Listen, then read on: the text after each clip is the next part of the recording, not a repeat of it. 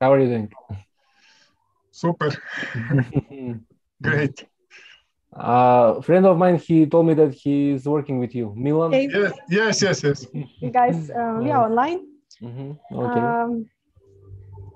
Okay, dear all, hello everybody, hello everyone. I'm happy to have you all, and also hello for those who will be watching this stream afterwards. And first of all, I'd like to introduce you my colleagues who have received my invitation. This is Yasemin Klaric from Croatia and Bojan Stojkovski from Macedonia. And today we will be having a very interesting discussion within our press club. So, and our topic obviously about the war in Ukraine, about the Russian aggression, and the main question is how it is perceived from Baltic states, because from the point of view of Ukraine, it's very complicated to understand the different dispositions within this region, and not a lot of people understand how to interpret all signs, all movements in Baltic states. So I'm very glad that you possibly can explain us this regional trends regarding political instabilities that we are all affected by. So I would like to invite Yasemin to present your points from Croatia. What's the main trends, let's say, how you write about this conflict, and maybe you have some problems with the access information or regarding the checking of information. What can you say after 82 days of Ukrainian war about the most trends of covering this issue? Well, after so many days, it's still the main topic on the most of the Croatian media. War in Ukraine is still on the top pages and on the beginning of every news program on the television. So it's still the big story, the story that everybody is following very closely. And that says a lot. Aggression started in February. Today it's mid-May, and it's still the main story here in Croatia. So everybody here in February, at least we that are a little bit older, started to think we see something like this aggression 30 years ago. So in some way, it reminds us all to war in Croatia the 90s. So maybe that's why the public in Croatia is much more open and much more interested in all the topics about the war in Ukraine. Considering the trend, I think that the main trend is the one that I've been talking about. Is the main story. It's still the main story.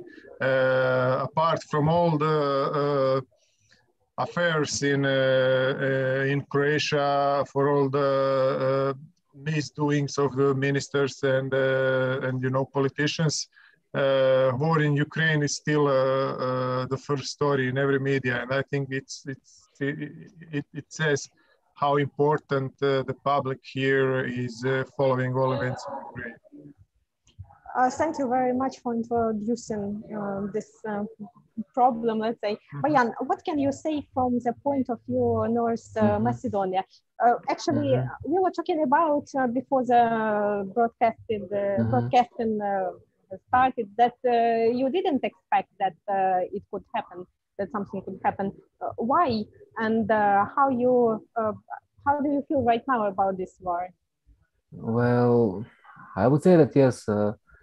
I mean, for lots of people here in Macedonia, when the war started, it was rather unexpected. I mean, although most of the time we could see that most of the Western media was actually warning that Russia is preparing something, that Russia is going to attack Ukraine.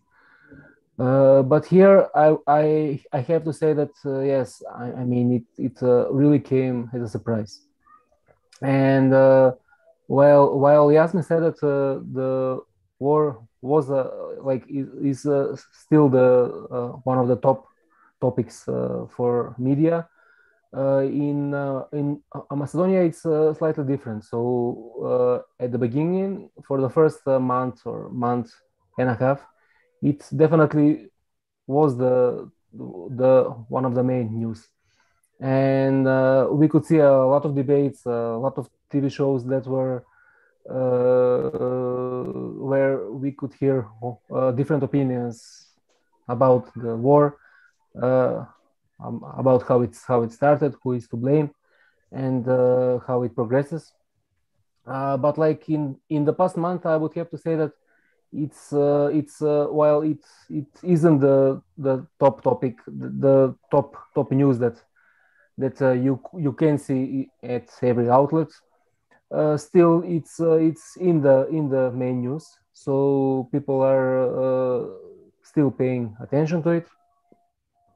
People are still concerned about the other consequences as well that this war can have on our region. And at this point, also, I would have to say that there is also a lot of disinformation going.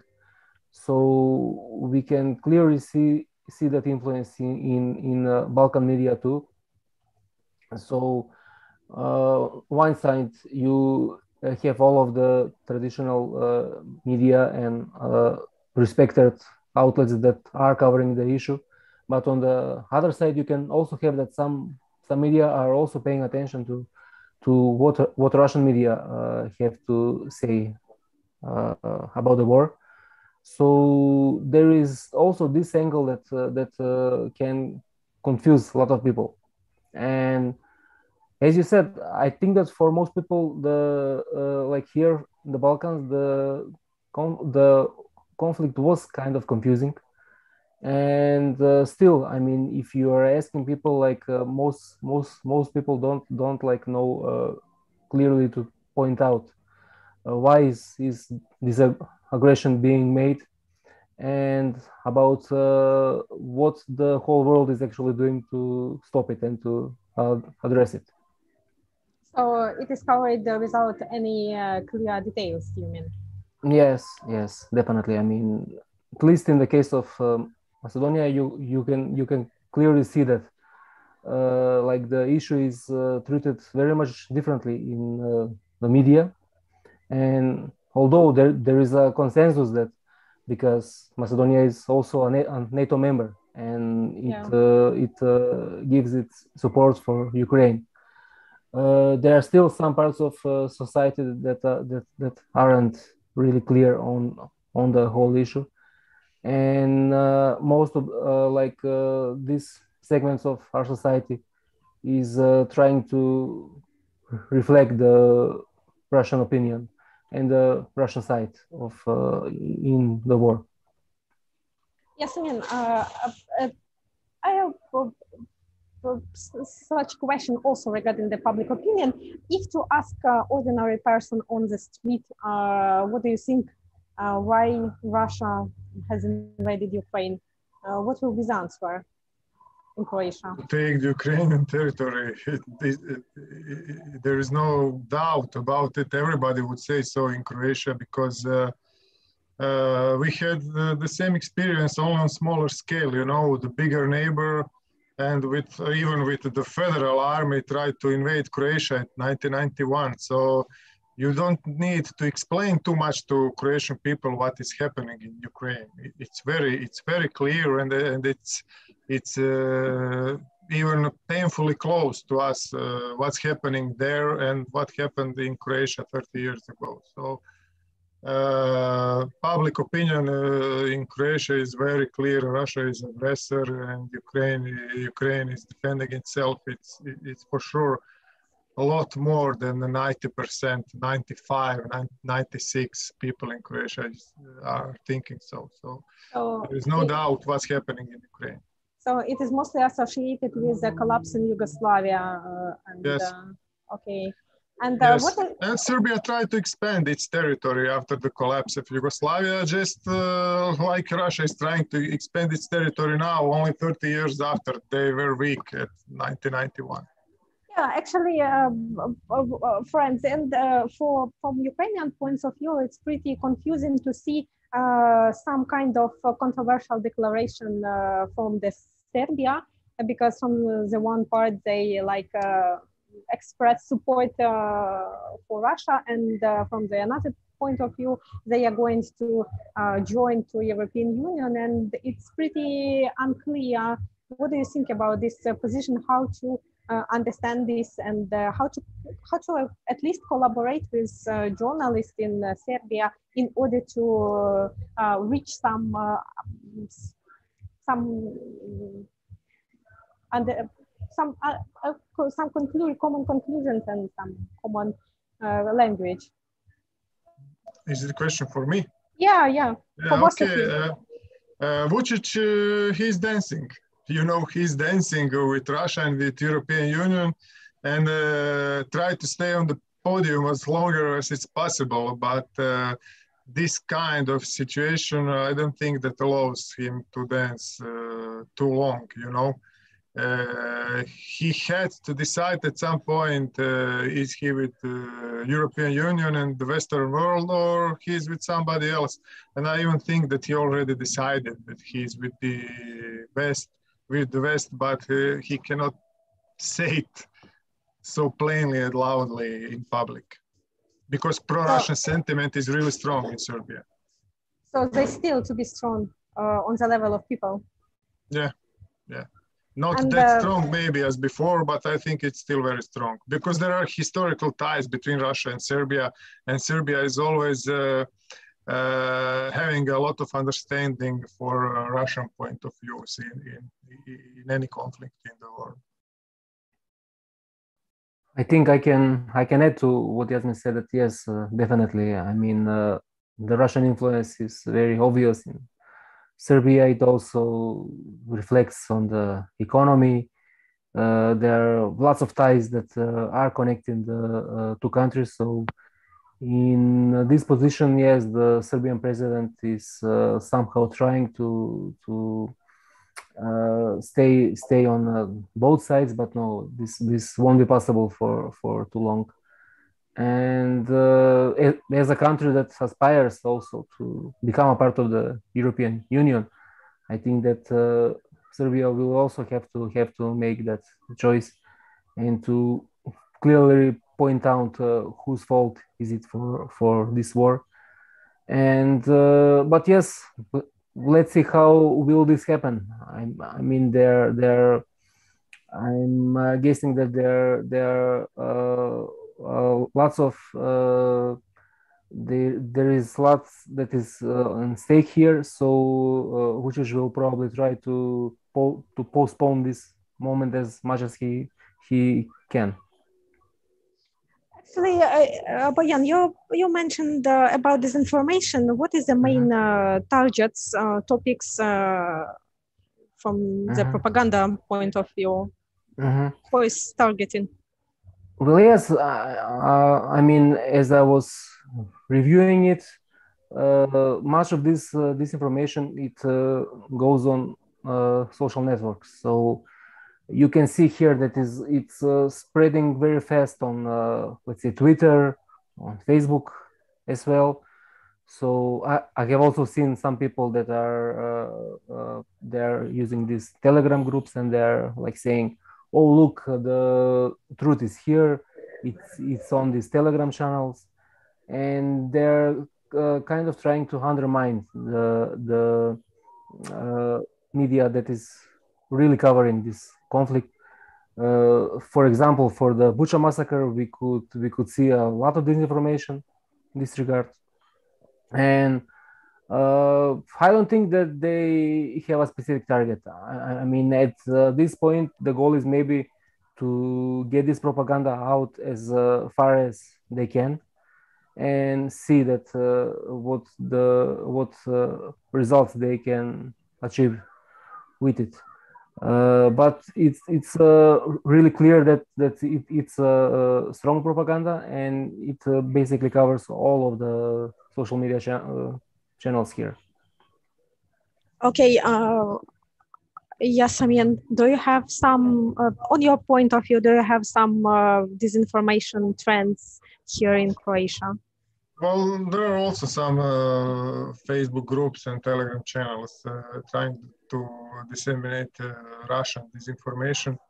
Mostly, these groups are ex-anti-vaxxer groups, and they now have some other truth they're trying to disseminate. But as I say, it's not that successful in Croatia because of our historical heritage from the 1990s and the war that Croatia had for its independence. It's very hard now to explain in Croatia that Russia is doing the good thing because Russia is doing the same thing that Serbia was doing in the Balkans during the 90s. So I think that this kind of disinformation is not having too much success here in Croatia. Actually, it's very interesting point because in Ukraine, if to talk about this problem, also the same situation, anti-vaxxers groups have been transformed into some propagandistic communities. So it seems to be like strategy. And thank you for this point. It's interesting, really. I How think it works. it's follow the money situation. You know, I think that it's the same source of financing and the same source of disinformation that was during the pandemics and also now during the war. Yeah, and what about prognosis on the level of experts? For obviously, there are a lot of talk show, TV shows where people discuss what to expect from the development of this conflict. What is the main analysis points? What people expect to be happen?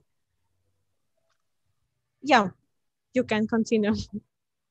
Okay, there are two types of conclusions right now. Number one, and the main conclusion is that Ukraine is defying all the expectation in how good it's defending itself. So everybody read the Western intelligence in the first days of the war that said that Kiev is going to fall in 48 or 72 hours. That didn't happen. Today, we had the Ukrainian soldiers on the east that went all the way to the Russian border. So that's the main conclusion, that Ukraine is defending quite well for now and really hurting Russian forces. And the other conclusion is, unfortunately, that the war is going to last. It's not going to end very quickly. So these are two main conclusions here in Croatia when we talk about the analysis of the war. Okay, Bayan, in Macedonia, what experts do expect from the development of the situation? I think that it's pretty much the same. Many are lauding that the Ukrainian army is holding out and it is very strong defensively. And people are surprised about that. And also, like Asmin said, I mean, here also we have that sentiment that unfortunately the war is going to last for a while. So people are also focusing on what the other implications might be. So whether we could see Russia doing something similar, maybe in Moldova or neighboring countries or Baltics too, or how it will eventually react to what is happening. So, but the main point is that people are really supportive of how Ukraine is defending itself, and that it defied all of the expectations that were done at the beginning. Yeah, actually, about Moldova, it is a good point because not only in Ukraine but also, in Poland, in all neighboring countries to Ukraine, it caused a lot of concerns regarding the Moldova. Yes, I mean, is it popular? Is it well-known conflict in Croatia, Moldova and Transnistria? Do people know about that? But I'm asking because it is a possible new line of the front, new line of the battle area, and we are a bit scary about that risk, that threat that it could bring to us. Well, I'm not quite sure about the general public, but the journalists and the politicians and the analysts, everybody is very well aware that there is a real danger of Moldova becoming the second front. Not maybe that strong that this fear was in the beginning, when everybody thought that Russia is going to take Ukraine, or at least eastern and southern part and the capital very quickly. Because we see that the Russian forces are really hurting, and it's a big question: has Russia the force to start another war in some other country? But of course, there is that region of Transnistria that declared its independence, and there is, of course, in Georgia too, talks about the referendum in one of two regions that are declaring independence with the support of the Russian forces. So this war still could went in some other directions other than Ukraine, even if Russian army is weaker now than it was 3 months ago. The fear was the first emotion when Russia attacked, not only, of course, in all the countries in Europe, because if Russia really succeeded in taking Ukraine quickly, it would be only a matter of time when they're going to try to do the same thing in other countries neighboring to Russia. But now I think it's not that that rational to expect that Putin is trying to attack another country, because he's not doing well in Ukraine. Okay, thank you. Bayan, I can't not to ask you about the last development on the religion level. As far as I know, Macedonian church was given by independence. And what do you think, how can influence this event on the regional security? Because in Ukraine, we also have traced come through this event, and it has played its role in the escalation, in the strengthening security from the another side, from the another point of view. So it plays very crucial role for the independence of country and for the security. What do you mean how this event will affect regional situation on the Balkans? And actually a bit, I was wondering actually, because of Serbia without any problem considered this this doing, and why it is so, because everybody expected that some conflict situation could be arising. And can you tell us more about this, please? I mean, sure. Like we have had this issue with the Serbian Orthodox Church for a while. I think it's basically an issue that is present here since the independence of Macedonia, and there were lots of negotiations in the previous years, but none of them was successful. So this time I think we can see something different. And but overall, I think that this will have a positive impact, nevertheless. And I have to say that religion, although it's quite popular, the Balkans, I mean, it doesn't have an influence to that extent here, because most of these countries are secular countries. And but my opinion is that from what I can see in the regional situation, a much bigger issue is the one that Macedonia is right now having with Bulgaria. And because with this historical issue, it's effectively stopping the EU accession process. So unlike the issue with Serbia, this with Bulgaria, this issue has a concrete development and something that we can all feel because the accession process is stopped not only for Macedonia but for Albania too, and especially with the war in Ukraine, we can see how much uh, is the importance of being a EU member for most of the region here. So at this point, we are also hoping that the war in Ukraine might also have some influence on the EU as well. So in that regard, because it said that it will begin the process for Ukraine to become a EU member. We are also hoping that also this might reflect on the Balkans as well, and most of these countries that have a stalled EU integration, that this will somehow revive the whole process, and that I mean the EU can definitely be the backbone of the stability for the whole region. So my opinion is that by far, like this other issue that is going on with Bulgaria at the moment is of much bigger importance.